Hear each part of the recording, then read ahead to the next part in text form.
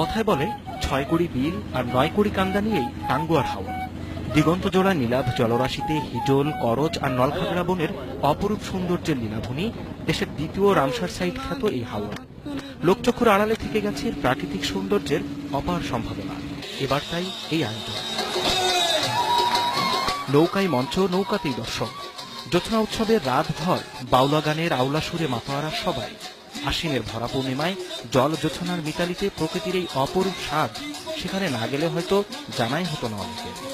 অসম্ভব সুন্দর একটা জায়গায় এসেছি, এই সুযোগটা আমি পেয়েছি, আমি ধন্য। কেউ আসার সৌভাগ্য হয়েছিল, বাট এরকম একটি অ্যারেঞ্জমেন্ট থাকার কারণে আসার জন্য আরেকটু অনুপ্রাণিত হয়ে আসা আর কি।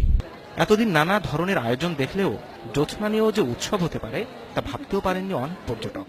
আমরা ঢাকায় থাকি, জ্যোৎস্না আসলে সেভাবে দেখাও হয় না, আর এটাকে ঘিরে যে একটা উৎসব হতে পারে এটা আসলে আমাদের এই প্রজন্ম আসলে আমরা কল্পনাও করি না।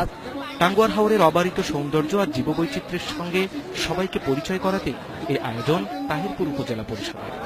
সারা বাংলাদেশের মধ্যে সবচেয়ে সুন্দর জায়গা হচ্ছে টাঙ্গুয়ার হাওর, বারিকাটিলা, জাদুকাটা, নীলাদ্রি লেক। অথচ আমাদের এখানে কোনো পর্যটকদের আসা যাওয়া নেই। এটা আসলে পর্যটকরা জানেই না। এটা পর্যটকদের জানান দেওয়া, সারা দেশকে জানান দেওয়ার জন্যই মূলত আমাদের এই আয়োজন। শুক্রবার শুরু হওয়া জ্যোৎস্না উৎসবের শেষ দিনে আজ জলপাহাড়ের মিতালির মাঝেই বারেকটিলা, নীলাদ্রি লেক, কড়ইগড়া আদিবাসী পল্লী সহ বিভিন্ন স্থান ঘুরে দেখছেন প্রকৃতিপ্রেমীরা। উপভোগ করছেন আদিবাসীদের নৃত্যের তাল। Independent news desk.